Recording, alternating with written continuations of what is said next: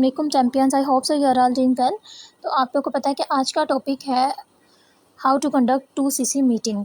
तो same beginner और selection interview की तरह इसके अंदर भी 3 लोग होते हैं, एक अपलाइन, एक प्रोस्पेक्ट और एक सीनियर जो कि 2CC मीटिंग करने के लिए आया है। तो सबसे पहले बिल्कुल इंटरव्यूज़ की तरह ही आपने करना होता है कि आपने सबसे पहले तो अपने अपने पर्सन को जब वर्किंग प्लान दिया होता है, अब मेक श्योर कर लिया करें कि आपके पर्सन को जब आपने दे दिया ना वर्किंग प्लान, तो आपने अपने सीनियर जिससे भी आपने अपनी मीटिंग करवानी है उनसे पहले आपने कंसल्ट कर लेना, उनसे बात कर लेनी है कि मैं किस टाइम उनको दूँ। मतलब टाइम पहले फ़िक्स कर लें, क्योंकि 2CC मीटिंग एक ऐसी चीज़ है जिसको आपने ज़रा सा भी लेट नहीं करना होता। जब आप उसको लेट कर देते हैं तो यह है कि पर्सन के माइंड में कुछ क्वेश्चन तो ऑलरेडी होते हैं, लेकिन मज़ीद आ जाते हैं और वो एक्स्ट्रा टाइम में बहुत ज़्यादा सोचता है एंड बहुत ज़्यादा वीडियोस देख लेता है। तो हैंडल तो वो हो जाता है, बिकॉज़ अगर प्लेटफॉर्म ठीक हो, उसमें कोई हम झूठ नहीं बोल रहे, तो ऑब्वियसली हम उसको हैंडल कर लेते हैं, क्योंकि जहाँ नेगेटिविटी होती है तो उसको हैंडल करना हमें आता है। लेकिन फिर भी कोशिश क्या करें कि आपके पर्सन ने जब वर्किंग प्लान देख लिया तो उसके फ़ौरन बाद उसकी मीटिंग होनी चाहिए। तो ऐसा इसी तरह पॉसिबल है कि पहले ही आपने अपने पर्सन को भी टाइम बताया हो, और जिनसे करवानी है जो भी आपके सीनियर हैं उनको भी आपने पहले ही टाइम बताया हो, ठीक है। तो पहले आपने अपने सीनियर से पूछ लेना होता है कि आप किस टाइम अवेलेबल होंगे। अगर वो फ़र्ज़ करें बोल रहे हैं कि मैं 6 बजे अवेलेबल हूँगा, शाम के 6 बजे, तो उस 6 बजे से 2 घंटे पहले आपने अपने पर्सन को दे देना है कि 2 घंटे पहले मैं आपको दे रहा हूँ, क्योंकि वैसे तो सेशन जो होता है वो तकरीबन 1 घंटे का या थोड़ा-सा ऊपर होता है। पर ये है कि नेट भी जा सकता है अंदर, पर्सन किसी न किसी वजह से उठ भी सकता है, मतलब हो जाती है थोड़ी बहुत। अब लाज़मी नहीं अगर 1 घंटे का, तो पूरे 1 घंटे में पर्सन ने देख लिया, ऊपर-नीचे हो जाता टाइम। इसीलिए कोशिश क्या करें, 1.5 से 2 घंटे पहले आप अपने पर्सन को वर्किंग प्लान दे दें और उसको बता दें कि 6 बजे आपकी मीटिंग है, या जो भी आपका टाइम आपके सीनियर के साथ फ़िक्स हुआ है। और जब वो फिर वर्किंग प्लान देख लेगा, फिर पूरे 6 जब बज जाएँगे, तो आप उन्हें मैसेज करें कि सर आपने देख लिया है, या मैम आपने देख लिया है। तो वो बोलेंगे जी मैंने देख लिया है। और ये भी पूछ लिया करें, कुछ लोग होते हैं कि वो मुकम्मल देखते ही नहीं है एंड वो बोल देते हैं कि हाँ मैंने देख लिया, और उन्हें बाद में पता ही नहीं होता, क्योंकि आपको पता है मीटिंग के अंदर जो सीनियर होते हैं वो कुछ क्वेश्चन भी करते हैं और उन्हें पता ही नहीं होता कि फास्ट मोड क्या है, स्लो मोड क्या है, उन्होंने किस तरह से अपना लेवल डन करना है। वो जस्ट उसको स्किप कर करके जल्दी जल्दी देख के आए होते हैं। तो आपने पूछ लेना पहले कि सर आपने मुकम्मल देखी है, बिकॉज ये लास्ट सेशन है और बहुत ज़्यादा इंपॉर्टेंट सेशन है। इंपॉर्टेंट तो सारे ही होते हैं, लेकिन इसको आपने बिल्कुल भी स्किप नहीं करना होता, वरना आपको कुछ भी समझ नहीं आएगी। तो जब वो बोले कि हाँ मैंने मुकम्मल देख लिया, दैन फिर आप उसको जिस टाइम पे आपने उनके साथ फ़िक्स किया हुआ है उस टाइम पे आप उसको कॉल पे लें, और उसके बिल्कुल वैसे ही जैसे आप बातचीत करते हैं, हाल-चाल पूछने के बाद आप अपने सीनियर को ऐड करें। सीनियर को ऐड करने के बाद सीनियर की आपने ना पहले थोड़ी-सी हाइप भी क्रिएट कर देनी होती है, या पहले से नेम बता देना होता है कि जैसे कि अगर मैं हूँ, मेरी सीनियर मैम कुलसूम है, वो मेरी पर्सन की 2CC मीटिंग कंडक्ट करती हैं, तो मैं अपने पर्सन को पहले बता दूँगी कि मैम कुलसूम हैं, हांगकांग से बिलॉन्ग करती हैं और वो आपकी मीटिंग कंडक्ट करने वाली है। माशाल्लाह हमारी एक ग्रेट लीडर है। मतलब उनको पहले से ही आपने बता देना है कि वो एक ग्रेट लीडर है, वो आपकी सीनियर है, ताकि उसको पता हो कि उसने रिस्पेक्ट के साथ बात करनी है। अगर आप ही उनको नहीं बताएँगे कि मेरी सीनियर आ रही हैं, तो वो किसी भी तरीके से बात कर सकते हैं, क्योंकि सामने वाले पर्सन का कोई आइडिया नहीं होता कि वो माइंड में किस तरह की चीज़ें ला रहा है, वो क्या सोच के आ रहा है। तो आप पर्सन को पहले ही बता दिया करें कि मेरी सीनियर हैं, इस तरह से जहाँ से भी वो बिलॉन्ग करती हैं, जो भी उनका लेवल है, मतलब जिस तरह भी आप उनको हाइप क्रिएट कर सकते हैं, जिस तरह भी आप उन बता सकते हैं वो कि मोस्ट सीनियर है, उस तरह से आप उनको बयान करें। एंड देन फिर आप अपने सीनियर को ऐड करें। फिर सीनियर को ऐड करने के बाद सेम वही प्रोसीजर आपने दोहराना होता है जो आप इंटरव्यूज़ के अंदर करते हैं। सीनियर के साथ सलाम लेना है, देन उनका हाल चाल पूछना है, एंड देन उनको थैंक्स करना है कि आपने अपना प्रीशियस टाइम हमारे लिए दिया। और फिर आपने अपने पर्सन की वहाँ पे, अगर तो उसने बहुत अच्छे मार्क्स गेन किए होंगे, तो आपने वहाँ पे अपने पर्सन को जो है वो सीनियर के आगे पर्सन की तारीफ़ भी कर देनी है कि मैम इन्होंने माशाल्लाह अपनी 7 डेज़ की ट्रेनिंग मुकम्मल कर लिया है, इन्होंने सिलेक्शन को कवर किया बहुत अच्छे तरीके से, एंड देन बिगनर में भी बहुत अच्छे मार्क्स के साथ इन्होंने आगे मूव ऑन किया है, और अभी माशाल्लाह से वर्किंग प्लान अपना लास्ट सेशन जो है वो भी ले चुके हैं, अभी आपसे मीटिंग के लिए बिल्कुल रेडी हैं। तो लेकिन फ़र्ज़ करें अगर कोई ऐसा पर्सन गुज़रा है जिसने बिगिनर का जो इंटरव्यू है वो इतना अच्छा नहीं दिया कि वो सर्टिफ़िकेट गेन कर सके, तो भी आपने एकदम से उसको डीमोटिवेट नहीं कर देना कि इन्होंने जो है लर्निंग ठीक से नहीं ली थी, तो इस वज़ह से उन्होंने वर्किंग जो है सर्टिफ़िकेट तो गेन नहीं किया, लेकिन अभी ये माशाल्लाह से आगे आ गए हैं। आपने ऐसे नहीं कहना, आपने बोलना है कि कुछ कमियों की वज़ह से, कुछ घर की रीज़न से, मतलब जो भी कोई ना कोई पर्सन की रीज़न होंगी, तो ही वो अच्छे से लर्निंग नहीं कर पाया ना। तो आपने वो रीज़न वहाँ पे बयान कर देने हैं कि इस रीज़न की वज़ह से ये बिगिनर में थोड़े से इनके मार्क्स कम आए हैं, तो ये सर्टिफ़िकेट गेन नहीं कर सके, लेकिन माशाल्लाह बहुत पैशनेट हैं, बहुत हार्ड वर्किंग है, तो अभी इन्होंने अपना जो है वर्किंग प्लान देख लिया, तो आप इनके साथ मीटिंग कंडक्ट कर सकते हैं। इससे ये होता है कि सामने वाला पर्सन एकदम डिग्रेड नहीं हो जाता। आपने जब अपनी बात मुकम्मल कर लेनी तो आपने अपने माइक को ऑफ़ कर देना है, ठीक है। माइक को ऑफ़ करने के बाद फिर सीनियर की और प्रोस्पेक्ट की बातचीत स्टार्ट होगी। अब यहाँ पे 2CC मीटिंग स्टार्ट होने लगी है। जो सीनियर होंगे वो फिर हाल पूछेंगे, हाल पूछने के बाद इंट्रोडक्शन करवाएंगे। इंट्रोडक्शन जब आपका हो जाएगा, इंट्रोडक्शन लेने के बाद फिर सीनियर जो है वो अपनी बात स्टार्ट करेंगे। अब मैं एज अ सीनियर बात करूँगी। फिर आपने पूछना होता है कि सबसे पहले एक तो ये होता है कि इंट्रोडक्शन आप ले लेते हैं, लेकिन बाज़-औक़ात ऐसे होता है कि आपने ना उसी पर्सन की सीनियर अप्रोच भी आपने ही की होती है। तो अगर आपने उसकी ऑलरेडी सीनियर अप्रोच की हुई है तो आपको दोबारा से इंट्रोडक्शन लेने की ज़रूरत नहीं है, क्योंकि उसको पता है कि मेरी ऑलरेडी इस वाली मैम के साथ या सर के साथ बात हो चुकी है, तो दोबारा से इंट्रोडक्शन ना करें, वरना उसको लगेगा कि रटी-रटाई लाइनें बोल रहे हैं। तो इस वजह से अगर आपका ऑलरेडी उससे बातचीत है तो आप उससे इंट्रोडक्शन ना करवाएँ। फिर उसके बाद आपने पूछना है कि सबसे पहले तो उसे कांग्रेचुलेट करना है कि फ़र्स्ट ऑफ़ ऑल मैं आपको कांग्रेचुलेट करना चाहूँगी या चाहूँगा कि आपने माशाल्लाह आप उन लकीस्ट पर्सन में से हैं जो लास्ट स्टेज तक पहुँचते हैं। आपने देखा ही होगा कि बहुत ज़्यादा फॉर्म्स होते हैं, बहुत ज़्यादा लोग आते हैं, लेकिन बहुत कम लोग होते हैं जो कि सिलेक्शन इंटरव्यू से आगे मूव ऑन करते हैं।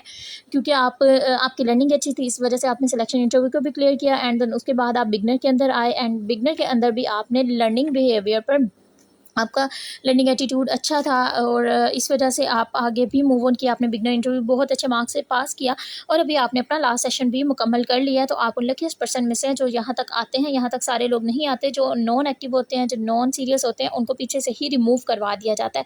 तो इस पे आपने उसको कांग्रेचुलेट बोलना है, देन वो थैंक यू बोलेगा। उसके बाद आपने आपने पूछना है कि सर आपने अभी तक एफएलपी के साथ और अपनी अपलाइन के साथ तकरीबन 7 से 8 दिन तो गुजार ही लिए हैं, तो आपको काफ़ी हद तक एक्सपीरियंस हो गया होगा।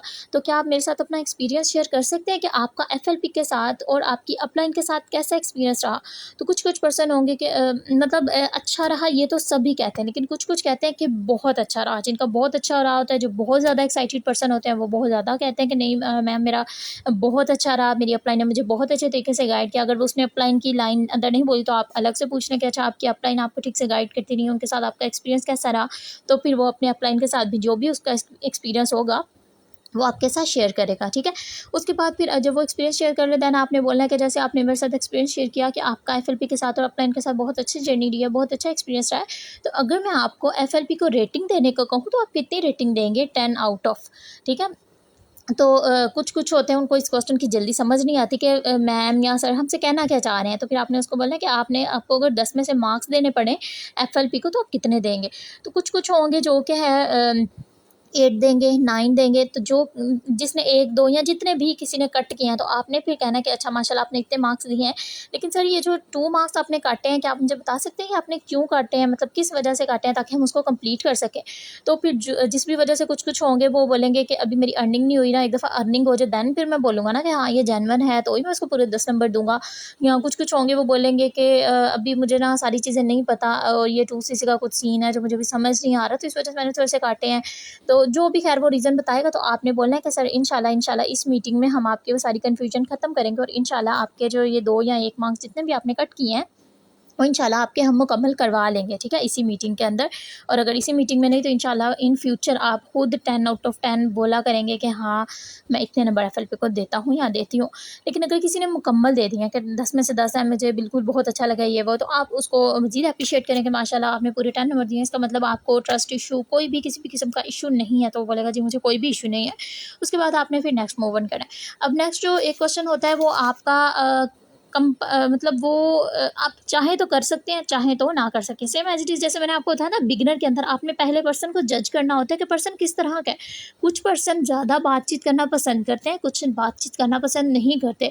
कुछ इतने एक्साइटेड होते हैं कि वो मज़ीद एक्साइटमेंट चाह रहे होते हैं और कुछ कहते हैं कि टू द पॉइंट बात करें, हमसे फ़ालतू बातें ना करें। तो आपने ये बात पर्सन से पूछनी तो नहीं होती कि मैं टू द पॉइंट करूँ या ना करूँ। लेकिन आपने उसके बिहेवियर से जज कर लेना या उसकी अपलाइन जो होंगी वो भी आपको ऑलरेडी गाइड कर चुकी होंगी कि मैम मेरा पर्सन इस तरह का है, इस तरह की नौयत का है। जैसे कि अगर मैं अपने किसी पर्सन की 2CC मीटिंग करवाती हूँ तो ऑब्वियसली मैंने उस पर्सन के साथ 7 दिन गुजारे हैं, मुझे पता होता है कि मेरा पर्सन कैसा है।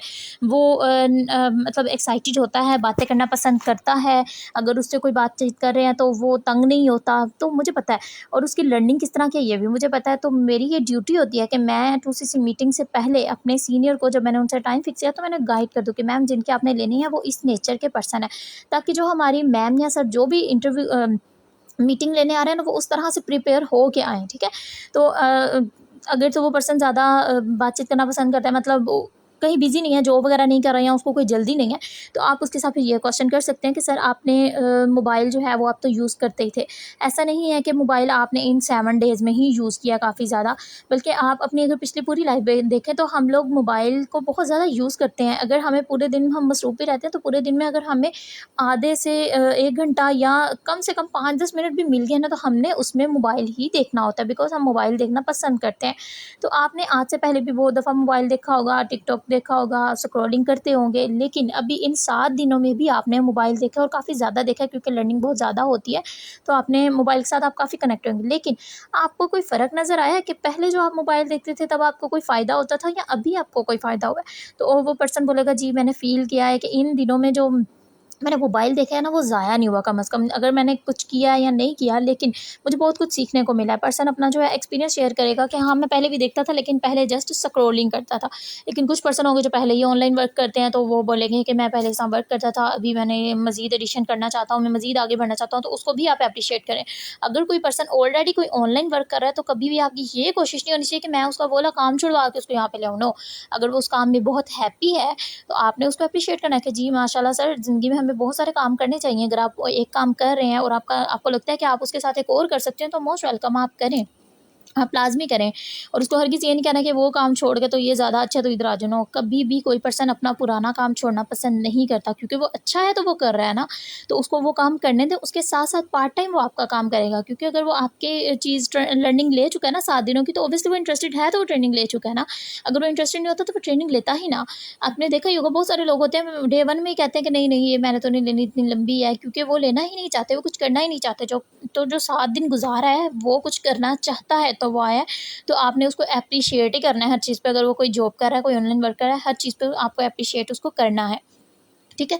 मोबाइल के एक्सपीरियंस शेयर करने के बाद फिर आपने उससे पूछना होता है कि सर आपने अपना मार्केटिंग प्लान पूरा देखा है? वो बोलेगा जी मैंने पूरा देखा है।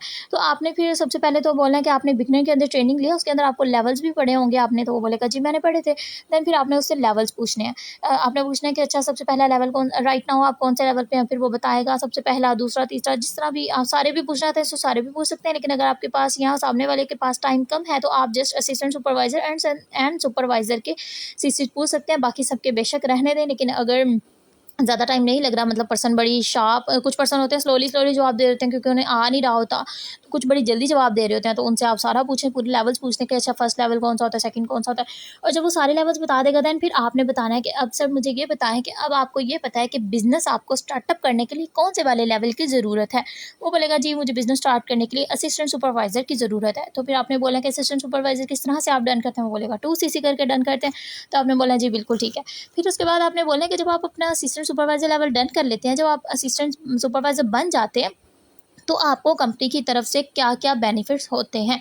तो सबसे पहले तो पर्सन जो है वो आपको कैशबैक के बारे में बताएगा, और जो रेफरल बोनस होता है, मतलब जो भी परसेंटेज है वो आपको बताएगा। तो कुछ-कुछ जो होंगे जो आईडी के बारे में भी बताएँगे, लेकिन ख़ैर जितना भी उसने बताया आपने उसको मुकम्मल तौर पे क्लियर कर देना है। आपने बताना है कि एक तो आपको, जब आप असिस्टेंट सुपरवाइज़र बन जाते हैं, तो आपको आईडी दी जाती है, कंपनी की तरफ से आपको एक आईडी मिलती है 12 डिजिट्स की, जो कि आपका लाइसेंस होता है कि आप 172 प्लस कंट्रीज़ के अंदर, या जितने भी कंट्रीज़ में फॉरएवर लिविंग प्रोडक्ट काम कर रहा है, जहाँ पे इसके ऑफिसेज़ मौजूद हैं, वहाँ पर आप काम करें। आपके ऊपर कोई बाउंड्री नहीं होती कि आप पाकिस्तान में रहकर पाकिस्तान में अगर आप बैठे तो आप इंडिया के साथ बिज़नेस नहीं कर सकते, या दुबई के साथ नहीं कर सकते, सऊदी अरब के साथ नहीं कर सकते। आपके ऊपर कोई भी बाउंड्री नहीं है। आप पाकिस्तान में बैठकर दुनिया में किसी भी कोने पे बिज़नेस कर सकते हैं। बस शर्त ये है कि आपको उनकी लैंग्वेज आनी चाहिए। जैसे कि अब दुबई है, अब दुबई में बहुत ज़्यादा ऐसे लोग हैं जो कि पाकिस्तान से हैं, जो इंडिया से हैं, जो अदर कंट्री से हैं। दुबई की अपनी जो लोग हैं ना, जो जेन्युइन अरबी बोलते हैं, जिनको और कोई लैंग्वेज नहीं आती, वो कम हैं। दूसरे ज़्यादा हैं जिनको उर्दू आती है, जिनको इंग्लिश आती है, जिनको हिंदी आती है। तो आप इज़ीली बहुत सारे कंट्रीज़ के अंदर पाकिस्तान में बैठे काम कर सकते हैं। सऊदी अरब में आपको उर्दू बोलने वाले मिल जाएँगे, दुबई में मिल जाएँगे, इंडिया में मिल जाएँगे, और भी बहुत सारे कंट्रीज़ हैं जहाँ आपको उर्दू बोलने वाले मिल जाते हैं। जैसे कि हांगकांग में भी हमारी एक टीम है, तो वहाँ पे भी बहुत ज़्यादा लोग हैं जो उर्दू बोलना जानते हैं, तो आप वहाँ पे भी बिज़नेस कर सकते हैं, ठीक है? तो जहाँ की भी आपको लैंग्वेज आती है, जिनसे भी आप कम्युनिकेट अच्छे से कर सकते हैं, आप वहाँ बिज़नेस कर सकते हैं। सेकंड, आपके पास ये होता है कि आपको यहाँ पे टाइम फ्रीडम मिलता है। अगर आप फ़र्ज़ करें किसी आप जॉब के लिए जाते हैं, जॉब के लिए जब आप जाते हैं तो वहाँ पे हर जॉब में आपको कोई ना कोई टाइम ज़रूर बताया जाता है कि इतने बजे से इतने बजे तक आपने आना है, नहीं आएँगे तो ऑब्वियसली लेट हो जाओगे तो सैलरी कट हो जाएगी। लेकिन यहाँ पर आप पे ये ज़रूर होता है कि कुछ चीज़ें आपने टाइम पे करनी होती है, लाइक मीटिंग्स आपने टाइम पे लेनी होती है, लेकिन वर्किंग को आप अपने हवाले से अपने टाइम के हिसाब से मैनेज करते हैं। अगर आप स्टूडेंट हैं तो आप दोपहर को बिज़नेस कर रहे होते हैं, अगर आप शाम को कोई जॉब करते हैं तो आप सुबह के टाइम बिज़नेस कर रहे होते हैं। लाइक हाउसवाइफ जो होती हैं वो ज़्यादातर दोपहर को बिज़नेस करती हैं, लेकिन जो जॉब करने वाले पर्सन होते हैं वो रात को कर रहे होते हैं, स्टूडेंट्स होते हैं वो दोपहर को कर रहे होते हैं। तो मतलब जो भी आपका टाइम है आप उसको अपने अकॉर्डिंग सेट करके अपना बिज़नेस कर सकते हैं। आपके ऊपर कोई बाउंड्री नहीं है कि रात के 9 बजे से ले सुबह के 9 से आपने रात के 9 बजे तक इधर बैठना है, नो। आप अपने अकॉर्डिंग टाइम को सेट करते हैं। उसके अलावा थर्ड आपको मिलता है, यहाँ आपको टीम वर्क मिलता है। टीम वर्क लाइक आपको आगे चल के जब आप अपना लेवल डन करते हैं तो आपको एक ग्रुप के अंदर एंटर किया जाता है। उस ग्रुप के अंदर आपको अपनी सारी टीम जो होती है, जो आपके सीनियर्स हैं वहाँ मौजूद होते हैं, वो आपको अच्छे से गाइड करते हैं। अगर आपको किसी चीज़ की समझ नहीं आ रही बिज़नेस, बिकॉज़ आप न्यू हैं तो आपको बहुत सारी चीज़ें सीखने की ज़रूरत होती है। तो आपको जो भी चीज़ समझ नहीं आती, आपके जो सीनियर्स होते हैं, आपके अपलाइन उनकी सीनियर जो भी अवेलेबल होते हैं, वो सारे आपको मिल के बिज़नेस सिखाते हैं। और इस बिज़नेस में टीम वर्क होता है कि अगर एक पर्सन ग्रो कर रहा है तो दूसरे उससे जलते नहीं है, बल्कि उसकी कामयाबी में खुश होते हैं, क्योंकि ये बिज़नेस ही ऐसा है कि एक के ग्रो करने से दूसरा ग्रो करता है, दूसरे के ग्रो करने से तीसरा ग्रो करता है। तो यहाँ पे आपको टीम वर्क मिलता है और इंशाल्लाह आप आगे आके देखेंगे कि यहाँ पे किस तरह से फैमिली की तरह वर्क हो रहा है। और भी बहुत ज़्यादा इंसेंटिव्स होते हैं जो आपको मिलते हैं, लाइक कार प्लान लेवल आ जाता है, ग्लोबल रैली आ जाता है, चेयरमैन बोनस आ जाता है, और भी बहुत ज़्यादा है। अगर मैं यहाँ सारे बयान करने बैठूँगी तो ऑब्वियसली मैं आपको नहीं बता सकती हूँ, क्योंकि एफएलपी एक इतना बड़ा समुंदर है कि आप इसको जान नहीं सकते हैं। जब आप वक्त के साथ साथ आगे मूव ऑन करेंगे, आप असिस्टेंट सुपरवाइज़र के बाद supervisor, assistant manager, manager, sapphire manager, senior manager, जैसे जैसे आगे जाते जाएंगे आपको आपके यहाँ पे जो जो भी बोनसेज या जो कुछ भी होता है वो सारा आहिस्ता आहिस्ता समझ आता रहेगा। ठीक है, इतना कहने के बाद आपने पर्सन को जो है पर्सन ये सारी बातें चुप करके सुन रहा होता है, बिकॉज़ उसको इंटरेस्ट भी हो रही होती है कि यहाँ मेरे साथ मुझे क्या-क्या मिलने वाला है। तो आपने उसको अच्छे से गाइड कर देना होता है। गाइड करने के बाद फिर आपने पूछना है कि जब आपको सर असिस्टेंट सुपरवाइज़र के पता चल गया है कि क्या-क्या आपको मिलता है, तो फिर आप मुझे बताएँ कि सर ने आपको ना असिस्टेंट सुपरवाइज़र लेवल डन करने के 2 मोड्स बताए होंगे, क्या आप वो मेरे साथ 2 मोड्स शेयर कर सकते हैं? वो फिर आपके साथ 2 मोड्स शेयर करेगा, एक स्लो मोड और एक फ़ास्ट मोड। अगर तो उसने ठीक किया है तो आप उसको वेल एंड गुड एप्रिशिएट करें, अगर उसने ठीक नहीं किया तो भी कोई बात नहीं है, आप उसको समझा दें। क्योंकि ये एक ऐसा सेशन होता है जिसमें पर्सन जो है ना थोड़ा-सा कन्फ्यूज़ होके आता है, क्योंकि वो 2cc देख रहा होता है, वो उसको कुछ अमाउंट बताई जा रही होती है, तो वो थोड़ा-सा क्वेश्चन उसके माइंड में आ रहे होते हैं। तो कोई बात नहीं, आप उसको खुद से गाइड करें कि स्लो मोड इस तरह है और फ़ास्ट मोड इस तरह है। उसके बाद फिर आप बोलें कि सर ने आपको एक अमाउंट भी बताई होगी कि इतनी अमाउंट के अंदर आप अपना लेवल डन करते हैं। फिर वो आपको बताएगा कि सर ने मुझे इतनी अमाउंट बताई है, 34,000 बताई है, या आने वाले वक्त में बढ़ जाएगी तो ऑब्वियसली वो बताई जाएगी, लेकिन फ़िलहाल 34,000 बताई जा रही है, तो मैं वही यहाँ पे यूज़ कर रही हूँ। तो फिर आपने बोलना है कि सर आपको ये भी पता है कि जो सर हैं वो इंडिया की करेंसी में बात करते हैं, तो 34,000 जो है वो इंडियन करेंसी है। अगर आप इंडिया से होते तो आप 34,000 देकर अपना असिस्टेंट सुपरवाइज़र लेवल डन कर सकते थे। तो अभी आप पाकिस्तान से हैं या जिस भी कंट्री से हैं, फ़र्ज़ अभी हम पाकिस्तान की बात करते हैं, तो आपको यहाँ पे पहले कन्वर्ट करना पड़ेगा कि पाकिस्तानी करेंसी में हमारी अमाउंट कितनी बनती है, ठीक है? तो सबसे पहले आप उसको जो है ये एक्टिविटी आप उससे खुद करवाएँ, आप उसे बोलें कि सर आपके पास अगर इंटरनेट अवेलेबल है तो आप अपने गूगल को ओपन करें और वहाँ पर जाके 34,000 Indian rupee into PKR change करें। देन वो चेंज करेगा, फिर जो भी उसके पास आएगा 1,14,000, 1,18,000, 1,17,000, इसी के राउंड अबाउट अमाउंट आती है। हर दफ़ा अमाउंट सेम नहीं आती, ठीक है? तो उससे अमाउंट पूछें, जो भी उसकी अमाउंट आई है, फिर आप उसको बताएँ कि गूगल जो है ना कभी भी हमें राइट अमाउंट नहीं बताता, हर दफ़ा चेंज आती है, कभी थोड़ी-सी ऊपर आती है, कभी थोड़ी-सी नीचे आती है, लेकिन इसी के राउंड अबाउट आती है। तो अभी मैं आपको बताती हूँ कि फ़िलहाल आपका 2cc लेवल कितने में डन होता है। अभी फ़र्ज़ करें आपका 14,000 आ गया, फ़र्ज़ करें वहाँ पर। तो आपने बताना है कि सर आपको ये भी पता होगा जब आप अपना असिस्टेंट सुपरवाइज़र लेवल डन करते हैं ना, तो आपको कंपनी की तरफ से कम्बो पैक भी रिसीव होता है, जो जिसमें तकरीबन 15 टू 16 प्रोडक्ट्स होते हैं। और ये प्रोडक्ट अगर आपके पास स्किल्स हैं, अगर आपको लगता है कि आप सेल कर सकते हो तो आप सेल भी कर सकते हैं, लेकिन कंपनी आपको ये प्रोडक्ट इसलिए देती है ताकि आप अपने प्रोडक्ट्स को यूज़ करें और आपको पता हो कि आपके प्रोडक्ट कैसे हैं। जैसे कि अगर मैं अपनी बात करूँ तो मैंने प्रोडक्ट मुझे मिले तो मैंने उन्हें यूज़ किया। तो अब मैं ऑनेस्टली सबको बता सकती हूँ कि हाँ, प्रोडक्ट अच्छे हैं या नहीं अच्छे हैं, जो भी मेरा एक्सपीरियंस रहा होगा। लेकिन अगर मैंने यूज़ ही नहीं किए होंगे तो मैं थोड़ा-सा हिचकिचा जाऊँगी सामने वाले को बताते हुए कि प्रोडक्ट कैसे हैं। तो इस वज़ह से कम्बो पैक आपको दिया जाता है कि आप उसको, ज़्यादा बेहतर होता है कि आप उसको यूज़ करें, उसको अच्छे से एक्सपीरियंस करें एंड देन फिर आप सामने वाले को बता सकोगे कि हाँ, प्रोडक्ट इस तरह के अगर आपको बहुत अच्छे लगे तो आप उसको बताएँगे, या आपको कोई कमी नज़र आई है तो भी आप उसको बता सकते हैं कि हाँ, ये चीज़ मुझे कमी लगी थी, लेकिन माशाल्लाह बाकी सब कुछ ठीक था। जो भी आपका एक्सपीरियंस हो आप ऑनेस्टली शेयर कर सकेंगे, तो इसलिए ज़्यादा बेहतर होता है कि आप अपने कम्बो पैक को यूज़ ही करें। और आपको ये भी पता है कि कंपनी जो है वो अमेरिका की है, तो जब हमारे ऑर्डर्स लगते हैं, प्रोडक्शन जो होती है वो अमेरिका में होती है। तो अमेरिका में जब प्रोडक्शन हो रही होती है, देन उसके बाद हमारे ऑर्डर्स जब लगते हैं, तो ऑर्डर लगने के बाद हमारे प्रोडक्ट दुबई में आते हैं, दुबई में आने के बाद पाकिस्तान में आते हैं, पाकिस्तान में आने के बाद हमारे घरों तक आते हैं। तो ये बहुत ज़्यादा लेंथी प्रोसीजर होता है, जिसमें कुछ टाइम भी दरकार होता है, टाइम भी लगता है, और इसमें हमें हैवी शिपिंग फ़ी भी पे करनी पड़ती है हमारे कम्बो पैक को सेफ़ली हमारे घरों तक पहुँचाने के लिए। तो इस वक़्त जो अमाउंट हमारे पास चल रही है वो 1 लाख शिपिंग फ़ी वगैरह डालकर इस टाइम चल रही है 1,40,000, ठीक है। जो भी आपकी उस वक्त अमाउंट चल रही होगी, इसको कॉपी नहीं करना, मतलब इस टाइम 140 चल रही है इसलिए मैं इसको रिकॉर्ड कर रही हूँ, लेकिन उस टाइम आपकी जो भी अमाउंट चल रही होगी आपने वो अमाउंट बतानी है, ठीक है। तो पर्सन एकदम से शॉक हो जाएगा कि अच्छा ये अमाउंट मैंने देनी है, मतलब हर किसी के पास इतनी ज़्यादा अमाउंट नहीं होती, बल्कि शायद किसी के पास भी नहीं होती जो भी एफएलपी में आता है, क्योंकि ऑनलाइन वर्क तलाश ही वो कर रहे होते हैं कि जिनको चाहिए, जिनको कुछ करना है, जो भी कुछ नहीं कर रहे। तो हमने पर्सन को वहाँ पे हौसला देना है कि सर मैं आपको मोर अलग-अलग वेज़ बताती हूँ कि किस-किस तरीके से आप अपना लेवल डन कर सकते हैं। अब आपने बताना है कि आपके पास 3 तरीके होते हैं। एक तो ये है कि आपके पास फ़र्ज़ करें आपको लगता है कि मैं 1 से 2 दिनों के अंदर कहीं न कहीं से ये सारी अमाउंट अरेंज कर सकता हूँ या कर सकती हूँ। तो आप कहते हैं कि हाँ, मैं वन शॉट के अंदर अपनी अमाउंट दूँगा एंड देन अपना लेवल डन करके अपनी वर्किंग स्टार्ट कर दूँगा।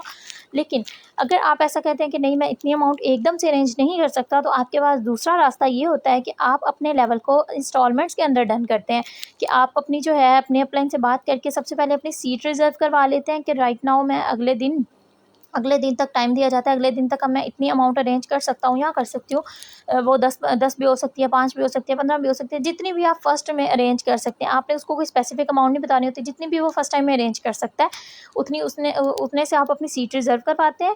और आप एक ग्रुप के अंदर रहते हैं, जिसको अपकमिंग का ग्रुप कहा जाता है। उसके अंदर आप तब तक रहते हैं जब तक आपकी रिमेनिंग अमाउंट मुकम्मल नहीं हो जाती।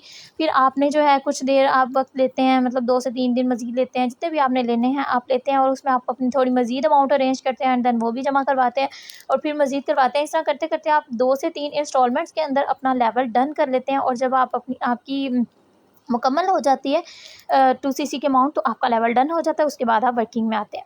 उसके बाद आ जाता है थर्ड मोड। थर्ड मोड में ये होता है कि अगर आप कहते हैं कि मैं आपके थ्रू लेवल नहीं डन करना चाहता, मैं मतलब टीम को पैसे नहीं देना चाहता, मैं अपने थ्रू करना चाहता हूँ, या फिर आपका कोई रिलेटिव दुबई में है, कोई दोस्त या कोई भी वहाँ पे काम वगैरह कुछ भी करता है, तो आप उसके थ्रू भी अपना लेवल डन कर सकते हैं। आप वहाँ पे दुबई में किसी को भी आपका जो रिलेटिव है उसको भेजें, वहाँ पर भेजने के बाद वो वहाँ पे जाकर विज़िट कर सकता है। वहाँ पे ऑफ़िस मौजूद है, वहाँ पे विज़िट करें, विज़िट करने के बाद वहाँ पे दुबई की करेंसी में अमाउंट उनको दें ऑफ़िस में, और वहीं से डायरेक्ट अपना लेवल डन कर लें और हैंड टू हैंड अपना कम्बो पैक रिसीव कर लें। अगर आप पाकिस्तान से करते हैं तो आपके कम्बो पैक को आने में थोड़ा टाइम लगता है, लेकिन अगर आप दुबई से डायरेक्ट करते हैं तो आपका कम्बो पैक आपको फ़ौरी तौर पे मिल जाता है, ठीक है? ये 3 वेज़ होते हैं। और जब आप दुबई से करते हैं तो थोड़ा-सा आपको सस्ता पड़ता है, ज़्यादा नहीं लेकिन थोड़ा-सा सस्ता पड़ता है, क्योंकि दुबई से पाकिस्तान और पाकिस्तान से हमारे घरों तक आने की शिपिंग फ़ी बच जाती है, तो वहाँ पे थोड़ा-सा सस्ता पड़ता है। लेकिन अगर कोई पर्सन है ही दुबई से, तो आप उसको ज़ाहिर-सी बात है पहला ऑप्शन ही ये देंगे कि आपने उसको, फिर आपको ये इंस्टॉलमेंट्स का बताने की या कोई भी चीज़ बताने की ज़रूरत ही नहीं है। उसको सीधा आप बताएँ कि आपने ऑफ़िस में विज़िट करना है, ऑफ़िस में विज़िट करने के बाद ये आपकी अमाउंट है, जो भी दुबई की अमाउंट उस टाइम चल रही होगी आपने उसको बता देनी है। तो आपने बताने के ऑफ़िस में जाएँ एंड देन इतनी अमाउंट आप पे करके अपना वहाँ पे लेवल डन करें और अपना कम्बो पैक वहाँ से रिसीव कर लें। इसी तरह अगर कोई पर्सन किसी और ही कंट्री से, लाइक ओमान से है, कोई भी ऐसी कंट्री से जहाँ पे फॉरएवर का ऑफ़िस मौजूद है, तो आपको पहले 2CC मीटिंग करने से पहले आपने अमाउंट को देख लेना, जाके जहाँ पे भी आपकी अमाउंट्स आपको मिलती हैं, अपने सीनियर से कंफर्म कर लेनी है कि उस मुल्क की इस टाइम 2CC की अमाउंट क्या चल रही है, ताकि आप अपने पर्सन को मीटिंग के अंदर अच्छे से गाइड कर सकें और उसको बताएं कि आपने जाकर ऑफिस को विज़िट करना है एंड देन वहाँ से जाके अपना ऑर्डर लगाना है और अपना 2CC लेवल डन करना है। लेकिन ज़्यादातर जो होता है वो पाकिस्तान के हवाले से थोड़ा-सा मुश्किल होता है, बिकॉज़ उन्होंने ऑनलाइन करना होता है। बाकी कंट्रीज़ जो हैं अपना डायरेक्ट जाकर वहाँ से लेवल डन कर लेती हैं।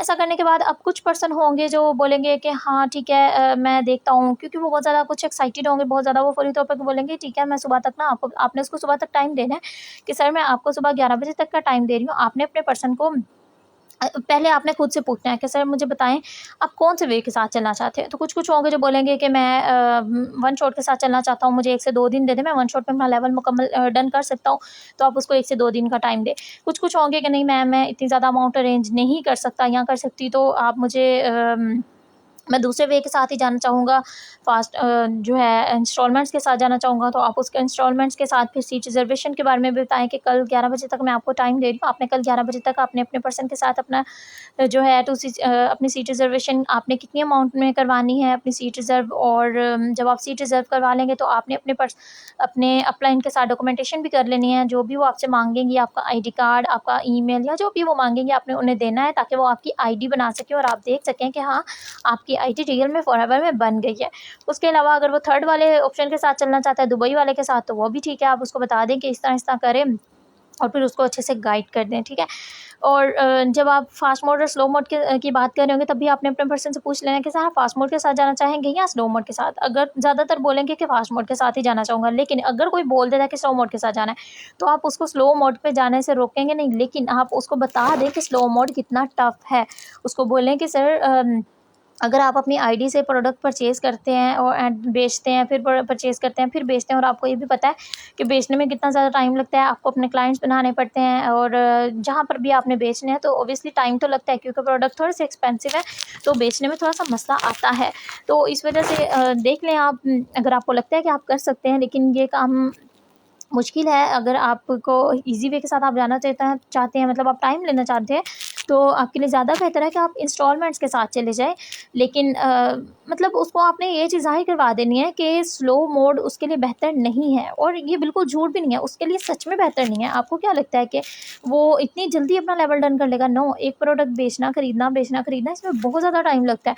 और जैसे कि सर मानिक सेशन के अंदर भी बता देते हैं कि तकरीबन कुछ लोग होते हैं साल-साल स्लो मोड पे लगे रहते हैं, तो अगर वो 1 साल में अपना असिस्टेंट सुपरवाइज़र लेवल डन करेगा, इसी सूरत में अगर वो फ़ास्ट मोड के साथ चलता है, तो 1 साल में वो कहाँ से कहाँ चल जाएगा, यहाँ तक कि वो मैनेजर भी बन सकता है। तो इस चीज़ का उसको बताएँ कि अगर आप स्लो मोड के साथ चलते हो, तो 1 साल या डेढ़ साल आप यहीं पे बैठे रहोगे, और तब तक अमाउंट कितनी इंक्रीज़ करी है, इस चीज़ का किसी को कोई पता नहीं होता। अमाउंट जैसे ही डॉलर अप करता है, तो अमाउंट भी इंक्रीज़ कर जाती है, इसलिए कोशिश करें कि अपना लेवल जल्द अज़ जल्द डन करें, ताकि आपको ज़्यादा अमाउंट पे ना करनी पड़े, ठीक है? अगर उस टाइम आपकी कोई ऑफ़र चल रही है कि टीम की तरफ में, मैनेजमेंट की तरफ से किसी ने ऑफ़र दी हुई है कि इतने में आप इतने से इतनी डेट तक इतने में लेवल डन करवा सकते हैं, हो जाएगा, तो आप अपने पर्सन को ऑफ़र के बारे में भी लाज़मी बताएँ कि इतने से इतने में आपका लेवल फ़िलहाल डन हो रहा है। ये ऑफ़र जो है चंद दिनों के लिए वैलिड है। आप अगर इस ऑफ़र से फ़ायदा उठाना चाहते हैं, तो आप इन दिनों के अंदर-अंदर अपनी 2cc लेवल को डन कर लें, ठीक है? और जब ये सारी मीटिंग आपकी हो जाएगी, फिर पर्सन आपको अपना डिसीजन बताएगा कि हाँ, मैं कुछ पर्सन होंगे मैं सोच के बताता हूँ। तो अब कुछ लोग होते हैं जो कहते हैं कि पर्सन को सोचने का मौका ना दें, लेकिन मैं यहाँ पे यही कहूँगी कि नहीं, अगर कोई पर्सन इतना बड़ा फ़ैसला करने जा रहा है, ऑब्वियसली ये अमाउंट वैसे तो बहुत ज़्यादा नहीं है एफएलपी के हवाले से। अगर हम एफएलपी को देखें, एफएलपी इतना बड़ा आपको बिज़नेस अपॉर्चुनिटी दे रहा है, बहुत बड़ी अपॉर्चुनिटी देता है, उसके आगे ये अमाउंट कुछ भी नहीं है। लेकिन जो पर्सन बिल्कुल न्यू आ रहा है ना, उसके लिए ये अमाउंट बड़ी है, उसको ये स्टेप बहुत बड़ा लग रहा होता है उस टाइम कि मैंने इतनी अमाउंट देनी है। तो इस वजह से उसको थोड़ा-सा सोचना पड़ता है, वो एकदम से इतना बड़ा फ़ैसला नहीं कर सकता। तो आप उसको मौका दें, उसको एक टाइम दें कि सर सुबह 11 बजे तक आप अपने घर वालों से, या अगर हाउसवाइफ़ है तो अपने हस्बैंड से बात करें। जो भी आपका डिसीजन है, सुबह आपने अपने अपलाइन को लाज़मी बताना है, क्योंकि मैंने उनसे पूछना है। तो फिर सुबह 11 बजे आपने अपने पर्सन से लाज़मी पूछना होता है कि अच्छा सर, आपकी क्या बात हुई, मुझे बताएँ क्या डिसीजन है, किस तरह से चलना है, ये वो जो भी आपकी बातचीत होती है आप अपने पर्सन से करें। उसके अलावा एक और चीज़ मोस्ट इम्पोर्टेंट मैं आपको यहाँ पे बता दूँ कि अगर कोई हाउसवाइफ़ है ना, ख़ास तौर पे हाउसवाइफ़ को ना आपने लेवल डन करवाने से पहले मेक श्योर कर लेना है कि वो अपने हस्बैंड को बता के आए, ठीक है? क्योंकि हमने यहाँ पे कुछ ऐसे केसेस देखे हैं कि जो अपने हस्बैंड को पहले नहीं बताते कि जब मैं कामयाब हो जाऊँगी देन मैं बताऊँगी। और आपको पता है ये बिज़नेस ऐसा है कि यहाँ पर कि कोई कोई बहुत जल्दी कामयाब होता है, किसी को थोड़ा सा वक्त लगता है, थोड़ी किस्मत भी होती है, थोड़ी स्किल्स भी होती हैं, ठीक है।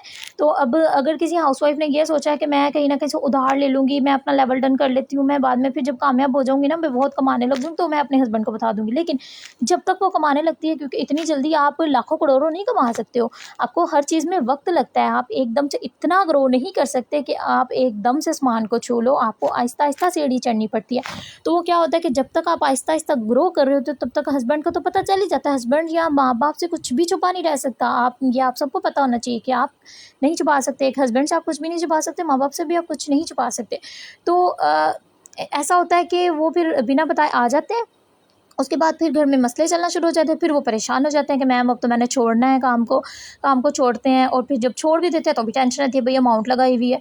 तो फिर ये सारे मसलों से बचने के लिए आप पहले अपने क्योंकि आपकी बॉन्डिंग होती है आपके पर्सन के साथ, तो आपकी अगर कोई हाउसवाइफ है तो आप उनके साथ इतनी क्लोज बॉन्डिंग रखा करें कि आपके साथ वो हर बात शेयर कर सके। आपको पता हो कि उसके घर में वो बता के आ रही है या नहीं बता के आ रही, तो उसको बताया करें कि मैम आप ना ज़्यादा बेहतर है अपने हस्बैंड की इजाज़त के साथ आएँ, वरना आपके लिए प्रॉब्लम होगी, और हम नहीं चाहते कि हम किसी को नुकसान पहुंचाएं। हमारा बिजनेस किसी को तंग करने का नहीं है, किसी को नुकसान पहुंचाने का नहीं है, किसी के घर में मसला खड़ा करने का नहीं है। हमारा बिजनेस है जस्ट दूसरों को अपॉर्चुनिटी देने का, उनकी लाइफस्टाइल चेंज करने का। तो आप अपने हस्बैंड से बात करें या अपने मामा पापा से बात करें, जो भी आपका रिलेशन है। अगर वो नॉन मैरिड है तो ऑब्वियसली फादर पेरेंट्स से करेगी, तो जिसके साथ भी करेगी, लेकिन इजाज़त के साथ आए, बिना इजाज़त के ना आए, क्योंकि बाद में मसले खड़े होंगे। तो फिर उस वजह तब फिर हम भी कुछ नहीं कर सकेंगे। आप अगर छोड़ेंगे तो हम आपकी अमाउंट वापस नहीं कर सकेंगे, ठीक है।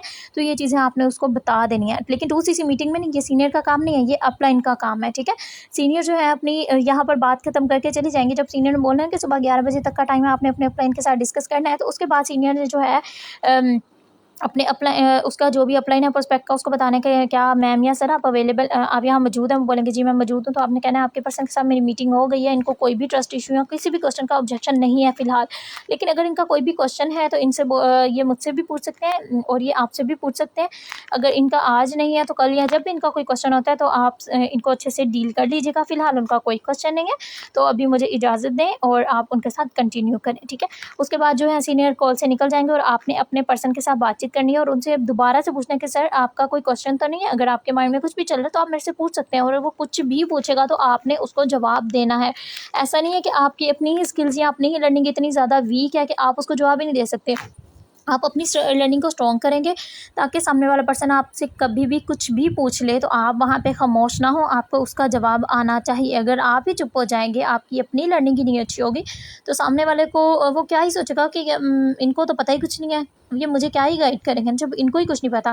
क्योंकि ये वो स्टेज होती है जहाँ पे पर्सन को आपने हर एक चीज़ बतानी होती है, उससे कुछ भी आप गलत गाइड करके नहीं ला सकते। अगर आप उसको मिस गाइड करके लाएंगे, उसको कुछ नहीं बताएंगे, कोई भी चीज़ हो सकती है जो आप छुपा सकते हैं, तो आपके लिए भी मसला होगा, उस पर्सन के लिए भी मसला होगा। तो 2CC मीटिंग एक ऐसी मीटिंग होती है कि यहाँ तक बंदे के तमाम तर क्वेश्चन क्लियर हो जाने चाहिए, ठीक है। और जब उसके तमाम तर क्वेश्चन क्लियर हो चुके हैं, उसको अमाउंट भी पता चल गई है, तो उसके बाद फिर आप उसके साथ कॉल कट कर सकते हैं, या अगर वो बहुत ज़्यादा डर गई है तो उसको थोड़ा बहुत हौसला दे सकते हैं। कुछ एग्जांपल्स के साथ उसको बता सकते हैं कि ये अमाउंट बड़ी नहीं है, ये आपको बड़ी लग रही है, इंशाल्लाह जब आप आगे चल के कमाएंगे तो आपको ये अमाउंट बिल्कुल छोटी लगेगी, ठीक है। इस तरह से हौसला वगैरह जो भी आपकी बातचीत है उसके साथ करके आप उस अपने 2CC मीटिंग को डन करें एंड देन अल्लाह हाफ़िज़ बोल दें। और फिर आपने याद रखना है अगले दिन हाँ, और जब आप की मीटिंग मुकम्मल हो जाए तो आपने उसको अपकमिंग ग्रुप के बारे में भी बताना है कि आपको एक ग्रुप में ऐड किया जा रहा है। इस ग्रुप में आप तब तक रहेंगे जब तक आपका लेवल डन नहीं हो जाता, और उसको ग्रुप के रूल्स भी बता दें, ग्रुप में सेशन की टाइमिंग भी बता दें। अगर आपका 7:45 पे सेशन आता है तो आप उसको बताएं कि इस टाइम पे एक सेशन आता है, आपने उसको अटेंड करना होता है, और उसको बताएं कि आप ग्रुप को खुद से लेफ्ट नहीं कर सकते हैं। अगर आपको कोई प्रॉब्लम है, कोई भी मसला है, आप क्विट करना चाह रही हैं, कोई भी रीज़न हो सकता है, आपने ग्रुप को लेफ्ट नहीं करना। आपने मेरे से डिस्कस करना है, मैं आपको रिमूव करवा दूँगी, लेकिन आप ग्रुप को लेफ्ट नहीं कर सकते, ठीक है। ये चीज़ें आपने बताने के बाद उसको फ़ौरी तौर पे मीटिंग के फ़ौरन बाद उसको आपने अपकमिंग में अपने सीनियर से बोल के ऐड करवा देना है। ऐड करवाने के बाद अगले दिन आपने 11 बजे उनसे लाज़मी उनसे पूछना है कि क्या बात हुई।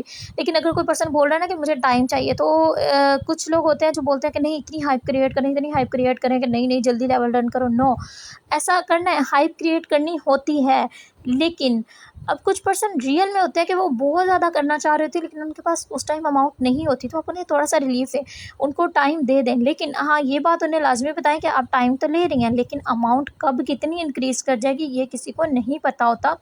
अगर आप बहुत देर कर देंगे अमाउंट इंक्रीज़ कर जाएगी तो आपको नुकसान हो जाएगा। आपको फिर उस टाइम के जिस टाइम आप कर रही होंगी उस टाइम की जो अमाउंट चल रही होगी उसके अंदर आपको अपना लेवल डन करना पड़ेगा। सो आप कोशिश करें कि जल्द से जल्द अपना लेवल मुकम्मल करें, ठीक है। तो फिर आपका पर्सन जितनी जल्दी आपसे क्लोज़ हो सकता है उतनी जल्दी आप उसको क्लोज़ करें एंड देन उसकी आईडी बनाएं और उसकी वर्किंग स्टार्ट करवाएं। फिलहाल आज का टॉपिक हमारा इतना ही था क्योंकि आज का जस्ट 2cc मीटिंग थी। नेक्स्ट आगे क्या प्रोसीजर होता है वो इंशाल्लाह नेक्स्ट वीडियो में आपको पता चलेगा। फिलहाल के लिए अल्लाह हाफिज़, टेक केयर।